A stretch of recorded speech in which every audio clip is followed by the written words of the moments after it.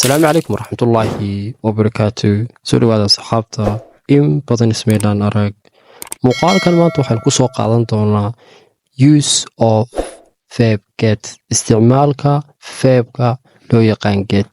Isticmaalka ficilka la yidhaahdo get in badan ingiriisida waxaad ku arkaysaan meelo fara badan oo ay ku jirto get.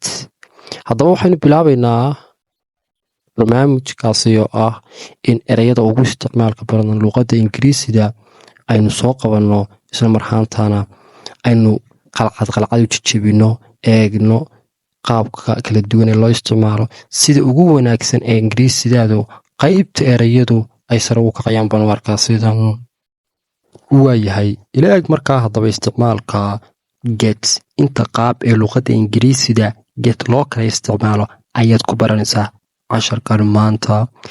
verb get buu yidhi, verbka get la yidhaahdaa is one of waa mid ka mida verbs ficilada the native speakers use most of time. dadka luuqadda u dhashay inta badan waa verb ay isticmaalaan verbkan la yidhaahdo get ama ficilkan get. it has wuxuu leeyahay various meaning, micnayaal kala duwan oo kala gedisan ayuu leeyahay, like sida receiving helitaan, sida inaad wax hesho kale, inaad shaqo hesho, inaad lacag hesho, helitaan ayaa loo isticmaalaa. haddana buy iibsasho ayaa loo isticmaalaa oo qofku halku odhan lahaa ereygaa buy isticmaali lahaa ayuu ku bedelanayaa get. waayahay haddana becoming noqosho, inaad noqoto sida ra-iisul wasaare oo kale, inaad madaxweyne noqoto. halkaa becoming inaad noqoto qof cayilan oo naaxay oo kale noqoto, inaad qof markaa dhuubtay noqoto, waxyaabahaasoo dhanna get baa kaaga filan. haddana isla halkaa laguma joojin get ardayow, haddana waxaad u isticmaali kartaa arriving at place, inaad meel soo gaadho timaado. waxaa laga yaabaa inaad isweydiiso oo kale marka uu qof leeyahay when did you get at home, xillimaad guriga gaadhay oo tagtay. intan oo dhanba waa loo isticmaalaa. haddaba aynu isla eegno. waayahay ila soo eeg markaa halkan. haddaba get markan waxaa loo isticmaalayaa receive. example of receive iyadoo loo isticmaalaya helitaan, wax kaa lumay oo kaleed helayso, shaqo helitaankeed, wax helid iyadoo loo isticmaalayo ayaanu halkan isla arkaynaa. haddaba wuxuu yidhi I got a new job, shaqo cusub baan helay. haddaba maxaa soo biiray su-aasha ugu weyn waxay tahay ardayow, halkaa iida ah ayaa oo noqotay. sidaynu ogsoonnahay luuqad kastaay waxay leedahay wax loo yaqaano naxwe ama sete grammar. luuqaddeena soomaaliguna sidoo kale waxay leedahay naxwe.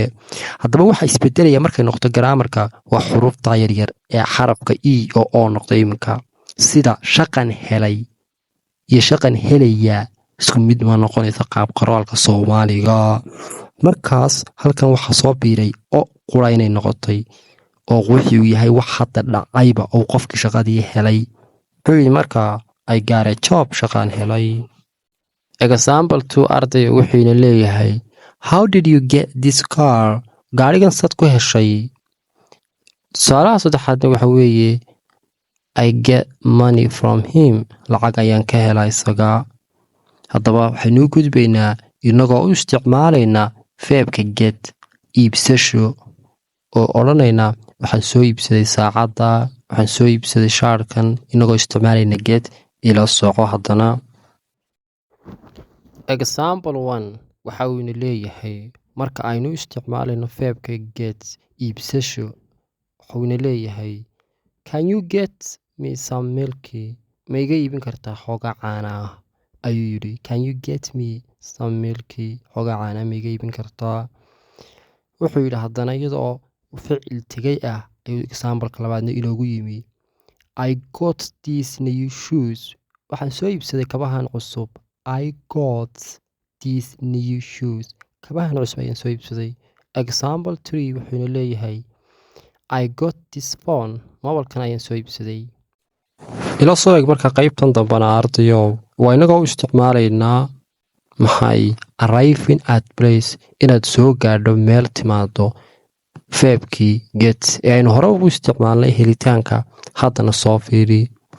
example 1 wuxuu leeyahay when do you get at work xilli ma ayaad shaqada tagtaa xilli ma ayaad shaqada gaadhaa xilligaad tagtaa waa xillima example 2 wuxuu leeyahay we got to the airport early waxaanu gaadhnay airportka xilli hore ayaanu tagnay airportka tusaalaha u dambeeya wuxuu leeyahay isaguna how did you get here halkan saad ku timi markaad ingiriisi qof ku leedahay halkan aan taaganahay sidee ku soo gaadhay ama sidee ku timi waxaad isticmaalaysaa last example tusaalaha ugu hooseeyo ah how did you get here halkan saad ku timi qaybtii u dambeysay ayaan soo gaadhnay ee aynu verbka get u isticmaalaynay micnihii ahaa noqosho inaad noqoto qof faraxsan inaad noqoto madaxweyne waxaad isu bedelaysay noqosho verbkii ahaa ayaanu halkan ku eegaynaa example 1